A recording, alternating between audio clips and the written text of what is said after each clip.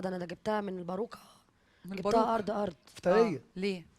يا عم واحده جوزت جوزي، عايزني اقول لها ايه؟ اسمي عليها.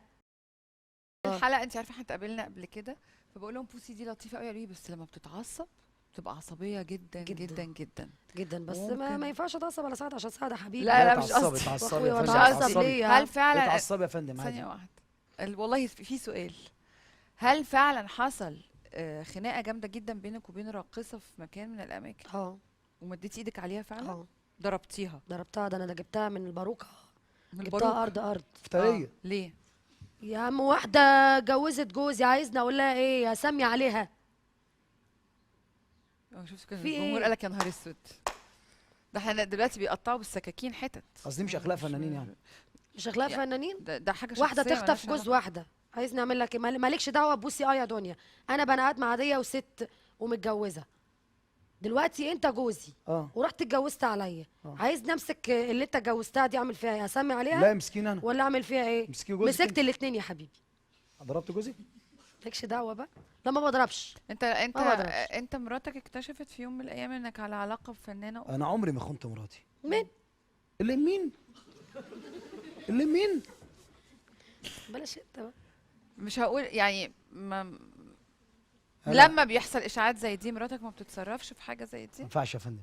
عمري مراتي، هو انت عايزه مراتي انا لو عرفت ان انا متجوز تنزل وتروح تمسك المطربه ولا اللي انا اتجوزتها وتضربها؟ حقها. مين يا فندم الكلام ده؟ حقها جوزها مفيش يعني. كلام ده يا فندم، الكلام ده بتاع الناس على اساس ان احنا ولاد شوارع يعني. اللي تقولي حضرتك برنامج. ايه ليه تقولي؟ في اخلاق، انت فنانه، انت يا حد. عم انا فنانه انت فيمس. بقول لك بلا ستار. فيمس بلا بتاع. قدوه للناس. لما الناس تلاقي بوسي ماسكه رقاصه وتركب الشالوت وتدي في عينها ايه ده؟ كنت لسه ما بقتش بوسي والله. انا شايف ان ما تزعلش مني في بعض الهجوم منك ضد بوسي. ده انا بقى بوسي عامله حساب للفيلم اللي بينكم مثلا او الشغل اللي عامله بينكم؟ حساب طبعا. طبعا. نساعد اخويا عشان ما تعرف ممكن تمشي من الفيلم حضرتك. وكمان امشيها من الفيلم في 3 دقايق. تمشيها؟ مين؟ يعني ايه تمشيها؟ دي زميله، يعني ايه انا تمشيها؟ بطل فيلم حضرتك، ده باسم الفيلم ده حضرتك. بس انت مش المخرج ولا انا المنتج. هو انت اللي اسمك بلبل؟ انا اللي جايبها حضرتك. هو انت اسمك بلبل؟ انا اللي جايبها حضرتك والله. ايوه انت اللي جايبها، لكن انت تتخانق معاها فتروح تقول لي مثلا يا استاذ ماشي، احمد انت اللي دسوقي جايبني يا عم، شرف ليا مشيها. انك تجيبني يا سعد. بقول لك ايه، مش لو احنا الحاج عملنا أحمد مشكله خالص دلوقتي مين اللي يعني. هيقوم؟ انت اللي هتقومي ولا مين اللي هيقوم؟ مش انت صاحبه البرنامج؟ طيب لو حصل مشكله هتقوم انت، صح؟ لا لو حصل مشكله انا هحترم ضيوفي ولازم اكمل البرنامج، ما فيش حد هيمشي، احنا مش جايبين قطه عشان نمشيها. والله ده انا رايي، ده رايك انت حضرتك، ده رايي لا أنا. ده مش رايي، هي المهنه ليها قوانين، ما فيش زميل في فيلم مع زميله يقول امشيها. خلاص مش هيشتغل الفيلم، هيعملوا ايه؟ هيقول لك انا لو اعتبر انت احمد السبكي تقطع ارزاق يعني؟ لا ارزاق لا. امال ايه؟ ده رزق، ما انت مش تقطع اكل عيش يعني؟ ما انت من هنا، ما انت من هنا مش كويسه، اصفراويه وفي كل حاجه، الصفات فيك كلها، فخلاص كنت بفكرك كويسه وحد انت صاحبتي وخلاص وبحبك وبتاع كلام من ده بتاع، لكن تقفي تتكلمي بقى من ورايا وتقولي كاني وماني وبتاع وتضربيني في الشغل، لا خلاص طب انت مش كويسه، خلاص شيلي بقى، شيلي من هنا وجاي. ده مين بقى اللي صفراويه؟ ايه؟ ده مين بقى اللي كل واحد عارف نفسه، انا وجهت لك الكلام. طيب بقى ما تجمعش يا سعد. انت لا انا بجمع، انا جبت لك لا ما تجمعش يا سعد.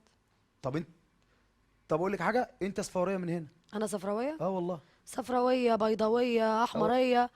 ده ليه يا سعد؟ والله مش صفاريه ليك والله، ومن هنا مش ليك. مش كويسه ما والله. ضرتكش في حاجه يا سعد عشان تقول عليا ضرتيني صفراويه؟ كتير، ضرتيني كتير وانا ضرتك في ايه؟ كانت والله كتير. دنيا بتاعتك وانا خدتها منك ولا حط ايده يا؟ لا حط ايده يا تحبي امينه جدا.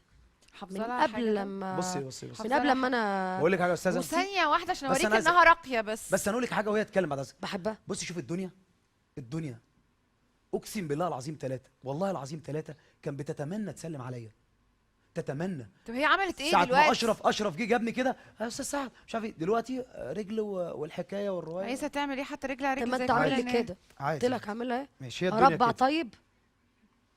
وبتزعق وخف يا سعد وبتاع، عادي هي الدنيا كده. اول ما حد يديله اغنيه شكرا، بس يا ريت يا رب تدوم. تحب امشي؟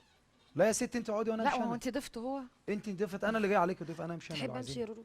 لا يا لو جاي حبيبتي عايز ازاي تمشي؟ انا مش معرفش عارفه، إن بصي ما الدنيا كده. بحبش والله، ما بحبش ما حد مشاكل. الدنيا كده. لا مفيش ليه بحبش مشاكل؟ حد ده وانا يزعل. اصلا جايبينكم على انكم ما اتنين بحبش بتعملوا ولا فيلم حد مع يزعل بعض. مني على وأنا فكره أزعل على حد. فكره احنا مش على الهوا، انت ما تعرفيش تعملي مشاكل والله العظيم، وانا كنت فاكرك غلط. يا انا كنت سعد. بفكري غلط، انا كنت سعد. واخدك اختي لغايه مثلا 3 ايام. انت دلوقتي لسه بتشتغلي في شارع الهرم؟ ما بتروحيش كباريهات خالص.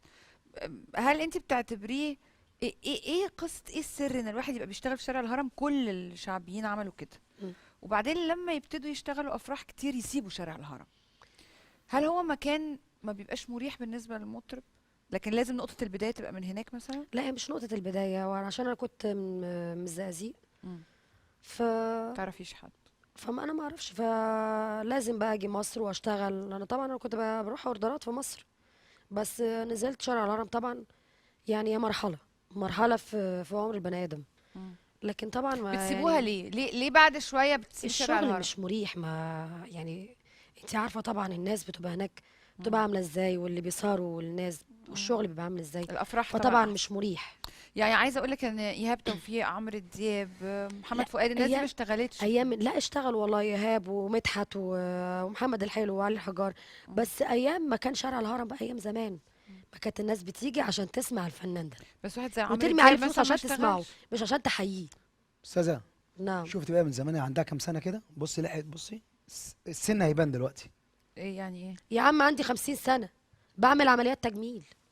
يعني ايه السن من زمان؟ ما هي بتقول من زمان، يعني من 3 4 ايوه من سنين. زمان بسمع والناس بتحكي لي وبتقال لي. انا مش مم.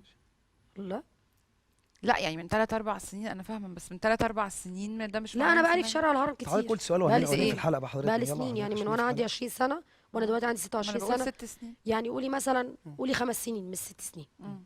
5 سنين. اشتغلت انت في شارع الهرم برضو؟ وما زال بشتغل في شارع الهرم، وعمري ما ما زلت؟ طبعا، وعمري ما اقدر اسيب شارع طب الهرم. ليه بوسي بتقول ان هناك ما بيبقاش المنظر قوي، ولا الناس بتسمع طرب بجد بص حضرتك ومستوى؟ اللي عنده اصل بس هو اللي اللي ما عندوش اصل هو اللي ممكن ينكر الكلام دوت. ان ايه الكلام بقول ده؟ انا شارع الهرم هي ده. بتقول ان او المستوى انت ما بقاش. بتغني في جامع اصلي وانت حاسس ان انت ده خالك ولا ابوك؟ ما انت عشان الناس وقف يعني اشرف كرم ده حضرتك لما وقف جنبها كانت شغاله عنده ما كانش حد يعرف يشغلها بس في المحل وقف دوت. جنبي في ان شاء الله. فدلوقتي خلاص بقى شارع الهرم وحش وقف جنبي في ايه والناس فيها على مش عارف. اساس ان المحل شارع بتاعه الهرم اكبر ده محل في حضرتك، شارع شارع الهرم. الهرم ده ركب سعد الصغير عربيه، اللي ركبها عربيه حضرتك، اللي خلاها تلبس اللبس الشيك الجميل الحلو دوت، مين ده؟ هو شارع الهرم ايوه حضرتك. ده فخر يعني، شارع الهرم ده نعتبره فخر يعني. اه فخر طبعا حضرتك. لا فخر. مش اه فخر على عيشنا فكره، ده ده انا حضرتك. كنت ما بكسبش فيه. ده اكل عيشنا دوت. وحياة ابني ما كنت بكسب في شارع الهرم. كنت بكسب. الكباريه امال فخر. عامله الفلوس دي كلها منين؟ فلوس مين؟ الكباريه فخر. اه فخر حضرتك طبعا. فخر. اه طبعا فخر. اكل عيش، بص حضرتك اكل عيش لازم، مش بتتكلمي بصراحه. ما المخدرات اكل عيش. انا من والله الآخر أنا كنت بشتغل انا عشان ركبتش خاطر عربيه الفرق اللي من شارع ورايا. الهرم حضرتك. بشتغل عشان خاطر الناس اللي ورايا، اللي هي ربنا جعلني فاتحة السبب افتح بيوتهم. يعني الفلوس اللي انتجتي منها بقى ده ما كانتش من شارع الهرم؟ ما كنتيش حوشتيها من والله شارع ما الهرم؟ بنكسب منه، والله ما بنكسب امال منه. جبتي الفلوس منين؟ لا اوريدي جوزي. لا هي حضرتك جوزي كان معاه عندها فلوس. سوبر ماركت حضرتك، وبتنتج بقى من السوبر ماركت. عندي كشك. كانت بتجيب فلوس سوبر ماركت. ما عندي بقى طبعا كشك. من فلوس الهرم حضرتك. احنا ليه مش هو البرنامج ده صراحه حضرتك ولا كده؟ لا بس انا بقول لك انا ركبت العربيه دي من شارع الهرم، فهي لازم لما تقول لي انتجت كانت فلوس شارع الهرم. لما هي ما كانتش بتكسب، طب جابت فلوس منين حضرتك؟ من الاخر ما هي بقى. مش بتقول جوزها. متجوزه، مش متجوزه طب ما أنا. جوزك شغال فين حضرتك؟ محاسب يا شغال معانا عم في شارع انا الهرم. مالي، ما ابقى ما هو سعد. معانا. سعد جوزي معاه من فلوس في شارع الهرم كان بيشحت بيها، هو حر. طيب الموقف شاف في شارع الهرم، خليك الله. صريحه بقى. هو أستاذ حر، هو فاطين ده معاه حضرتك فلوس. لا يا دي وجهة سيدي. نظرك ان شارع الهرم ده وانا اللي فخر اصلا شارع الهرم ماشي، ما ما يلزمنيش ان انا ما اشتغل فاطين فيه، ده انا كنت حضرتك شغال بشتغل في شارع الهرم في بقاله فرقتي. بقاله مش 20 سنه أكتر. شغال في ست شارع الهرم. بتقول ان هو مش حاجه ما تناسبهاش، وكانت مضطره عشان الفرقه اللي انت انا وراها. بتتكلمي في مضطره الفلوس والله، دلوقتي انا حضرتك، دي انت بتتكلمي مرحله على في كده. حياتي حضرتك والحمد لله ربنا خلصني منها. لا ما انا مش هقول لها اكيد لو النبي روحي ارجعي الكباريهات تاني. انا بقولش يرجع، حضرتك بتقولي الفلوس، انت بتقولي لي ده سؤال صريح، انتجت منين؟ بتقول لك لا من جوز حضرتك شغال معانا بقاله 20 سنه في شارع الهرم، ولغايه دلوقتي في هي شارع عندها الهرم. 26، هو شغال معاكوا انتوا؟ اه معانا حضرتك من قبل ما يتجوزها وشغال في شارع الهرم بقاله حوالي 20 سنه في شارع الهرم دلوقتي حضرتك. هو مش شغال معاه في شارع الهرم، معاه نمر تانية انت شغاله في شارع متوتر الهرم. قوي كده ليه؟ هو جوزها اصلا ماسك نمر تانية حضرتك شغاله في شارع الهرم. انت متوتر قوي. مش متوتر حاجه، اصل كده في كدب حضرتك. هو فاطين ده حضرتك مش ماسك نمر دلوقتي؟ أنا مش مش معاه عارفة. رقاصه لا ما دلوقتي؟ خلاص ما عادش معاه. لا معاه رقاصه شغاله في شارع يا الهرم. عم ما عادش معاه، سيبناها خلاص. سايبينها بالكم قد ايه؟ 3 ايام 3 ايام ولا قد ايه؟ بالك شهر ولا شهرين؟ 3 ايام. المهم ان الفلوس دي من شارع الهرم. انا ده ايه ده؟ انا معلش يعني مش بصراحه ومش همنت طب في الحمد الحته لله دي، انا مش انا راكبه شايفه ان ولا انت بتتكلم يعني بطريقه عربيه غير ومش لائقة. عربيه، انا مش راكبه هامر يعني. لا لا، عشان كمان تقولي هي ما راكبة لا عربية. راجل- لا، هي ما ما- جابتش سيره مراتك عشان تجيب سيره جوزها. انا لا هي بتقول لي لا يعني احنا دلوقتي في برنامج في التلفزيون، هي ما جابتش سيره مراتك ما- عشان تجيب. لو مراتي شغاله معانا حضرتك قولي حضرتك ما فيهاش مشكله حضرتك. مم. انت بتقولي دلوقتي حضرتك سؤال صريح، بتقولي لها انت جبتي الفلوس عشان تيجي منين؟ قالت لك لا مش من شارع من الهرم، من جوزي.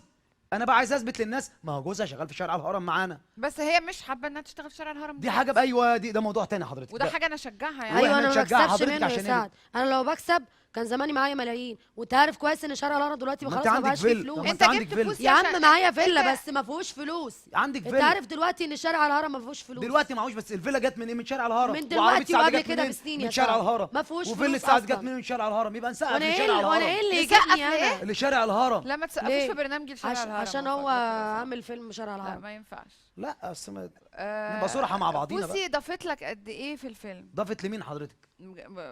اكيد اضافه. تضيف لاي حد حضرتك، ما تضيفليش انا اضيف لها، ما حدش لا يضيف لي انا ما حضرتك. ضفتش ما ضفتش ضيف لمين حضرتك؟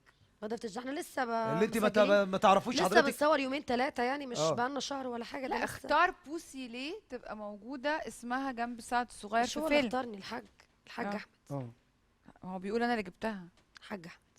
حاج احمد السبكي مش انت، عشان بس امشي. هو احمد السبكي ده حضرتك يعرفك وانت كنت شغاله في والله يعرفني من بعد يا دنيا يا سعد. يعني عايز اسالك سؤال. لو انت اللي كنت شغال في عبده موته ولا يعني انا عايز يا اسالك سعد؟ سؤال، يعني عم احمد السبكي قدام الجمهور كده ووشك يا ليا ريهام كده، والنبي انا بصي انت يا عم احمد السبكي اللي احنا جابك؟ لازم انا نختم فعلا. بخلقي ضيق احنا لازم وما نختم بحبش لأنه- انت الناس. بتكذبي على فكره. انا يا عم انا كذابه. كدابه ربنا طبعا. اللي هيحاسبني. يعني مش انا اللي جبتك لاحمد السبكي؟ ربنا اللي حاسبني يا سعد. رد مش عليا، انت. مش انا وجوزك كلمني والنبي ساعه تحطها في الفيلم والنبي والاغنيه. مين؟ ما حصلش الكلام ده. مين ده؟ يعني احمد السبكي اللي كلمك من نفسه كده؟ والله يعني انت، انا ببصي لي بس، يعني انت يا عم احمد بصلك وانا مش بصل للناس، انا عم احمد بصلك السبكي اللي اتصل وانا بيكي؟ حوله. عم احمد السبكي ولا انا اللي جبتك قلت لك خد يا عم احمد اللي السبكي جبتني؟ في التليفون؟ اتفضلي يا عم احمد السبكي اهوت. اه انت اللي جبتني يا سعد. ليه كل ما واحد يقعد يتكلم مع واحد حتى لو مختلف معاه لازم يزعق ولازم يبتدي يهاجمه ولازم يبتدي يتكلم في لان جوزه بيحس اللي وأمه قدامه وأبوه بيكذب حضرتك. ولازم يجيب في اعراض سعد، أنا ولازم مش يجيب في كدابة يا فلوس. لا سعد. بتكذبي. لا أنا مش كدابه كدابة. وبتكذبي. حتى لو كذابه هو ده انت بينها ربنا يا وبين سعد؟ ربنا بالظبط. استغفر الله العظيم ليه يا رب. عاملين انت ربنا أوضاع عشان على تقولي بعض؟ انت بتكدبي ولا ما بتكدبيش؟ والله انا جبتك فيلم ليه عشان نعمل خاطر ربنا أوضاع بقى على اللي بعض؟ رايد بقى، ربنا هو الوحيد اللي عارف ان انا كدابه ولا مش كل كدابه. يوم. ده زي اللي وهو بيحصل في الآخر هو اللي النهاردة، ده زي هيحاسبني اللي مش بيحصل انت. في البلد بالظبط. ماشي يا ستي. مجتمعنا. احمد السبكي اللي جابك، ماشي يا ستي.